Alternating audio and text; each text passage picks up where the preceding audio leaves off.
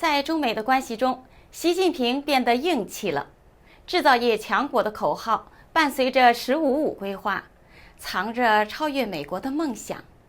外界似乎也察觉到局势的微妙变化，川普转向一种和解的交易模式，习近平却恢复了战狼的姿态，想要争取竞争过程的主导权。中国老百姓却成了他手中的赌注和炮灰，这可并不是川普想见到的。习近平心里装的是个人的权利、党的利益，然而这是一场风险极高的冒险。中国两大风暴同时酝酿，中国经济需要紧急调转方向，不然将会是加快速度地冲向悬崖。中国社会的火山也处在喷发的临界点，巨变就要来了。这里是大时局要闻透视，我是月音。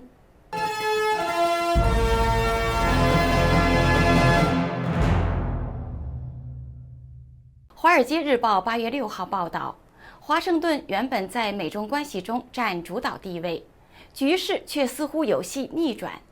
习近平领导的中共高层开始反击了。美国对中共放松一些技术限制，允许辉达 H20 晶片卖给中国。中共并不知足，反而加大了对辉达的施压。中共网信办约谈了辉达，怀疑辉达 H20 晶片有后门，目的就是迫使辉达就范，游说美国政府取消美国高端晶片对中国禁运的法案。北京的官方炒作是一个风向标，说明中共不再满足这类阉割版的定制晶片，而是想把美国的技术照单全收。7月30号，习近平主持召开了中共中央政治局会议，在随后发表的新闻稿中有这样的呼吁：要在激烈国际竞争中赢得战略主动。这句话的意思是，这次轮到北京采取攻势了。中共看到了自己掌握的稀土筹码，可以拿捏美国，以致全球汽车生产厂商，自己只要收紧出口许可，这些厂家自己就会给自己的政府施压。面对这种压力，美国政府让步了。6月份，美国政府撤销了部分涉及喷气发动机和晶片设计软体的出口管制。上个月，美国政府采取了更加引人注目的举措，取消了针对辉达 H20 晶片的对华销售禁令。美国的退让给了习近平政府一个喘息的机会，北京的谈判代表们会尽可能拖延进程，一边利用自己的战略优势施压，一边用购买美国货的战术性承诺来稳住美方。然而，中共面临的风险来自内部，在中国经济风暴降临的同时，社会火山也处在喷发的临界点。中国家庭的财富有70%是房地产，他们希望政府想办法拉动房地产。令人心寒的是，中共中央政治局7月会议的官方新闻稿对持续多年的房地产危机只字未提。在这场不断加剧的房地产危机中，中国家庭遭受严重冲击，平均每个家庭损失6万美元，相当于50万人民币。这次原本聚焦经济议题的中共中央政治局会议，只是在会议新闻稿中说，主要经济指标表现良好。然而，即便是官方经过美化的数据，也勾勒出一幅不太乐观的图景。例如，中共财政部最近的统计数据显示，中共政府的财政状况非常的紧张，税收入正在下降，地方非税收入虽有所增加，但其他收入来源正在枯竭。经济下滑，房地产再度提振毫无希望，许多中国人靠借钱度日。如今很多掉进了债务违约的泥潭。《纽约时报》8月6号报道，中共政府希望民众多消费、少储蓄，来拯救低迷的经济。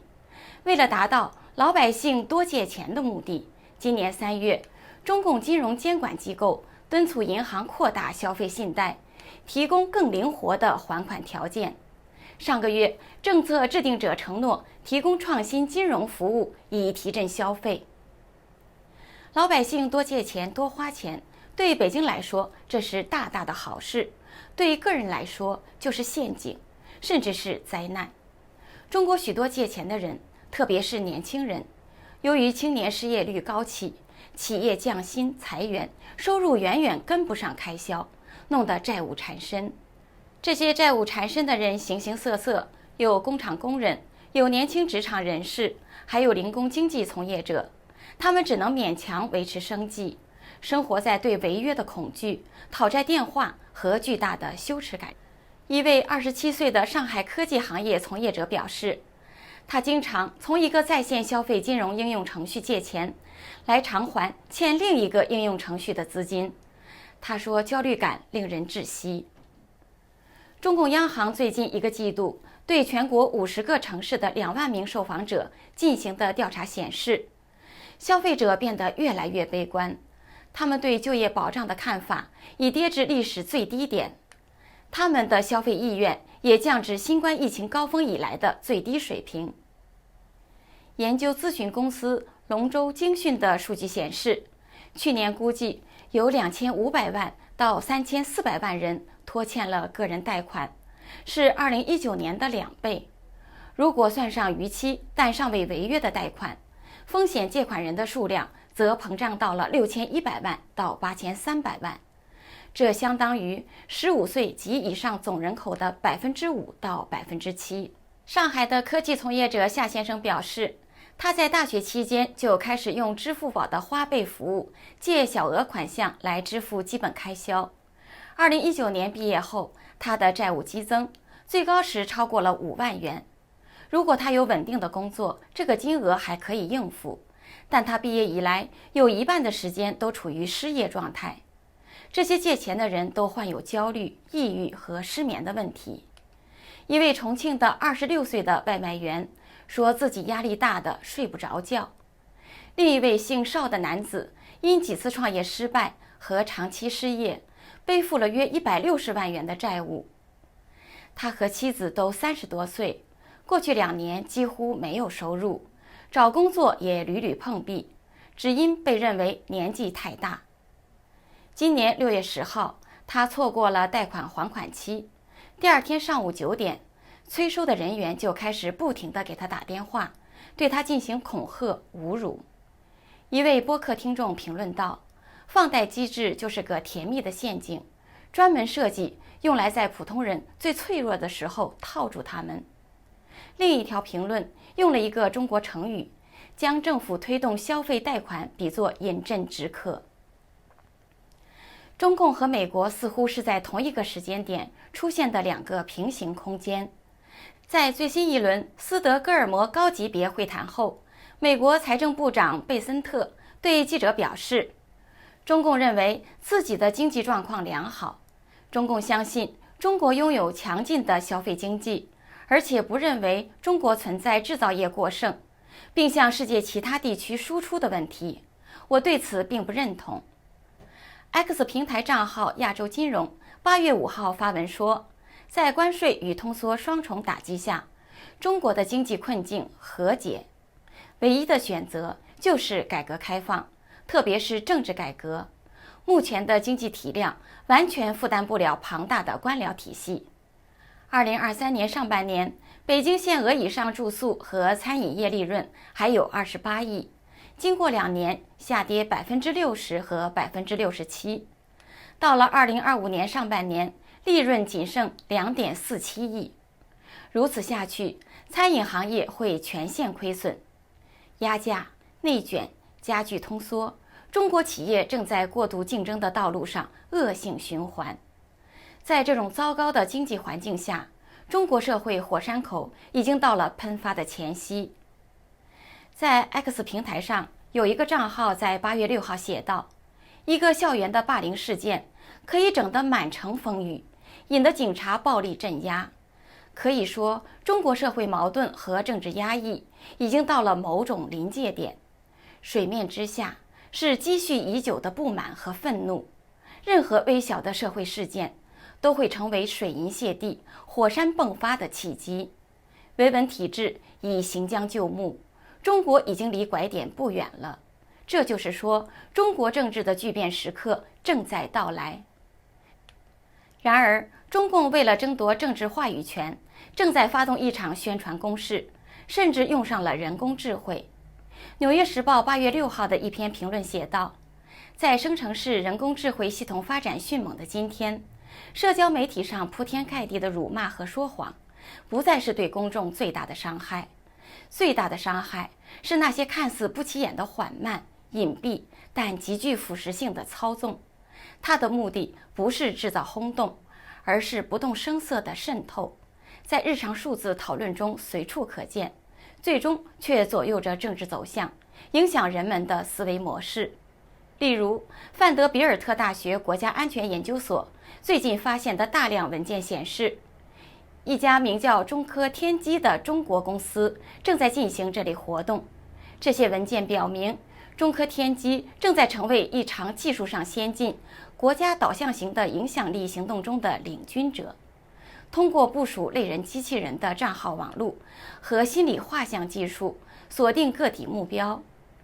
这家公司的活动和宣称都表明它与中共政府有联系。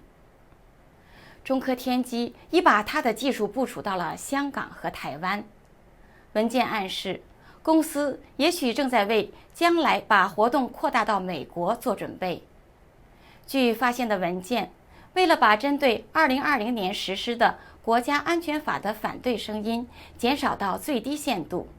中科天机使用其技术，从18万个香港推特账号中识别出几千个参与者和意见领袖的账号，然后中科天机针对被其认定为谎言和误解的信息，动用虚假资料建立的账号大军，对这些消息源进行纠正。在2024年的台湾大选前夕，中科天机再次出击。当时曾有一些亲中共的团体散布虚假的腐败指控，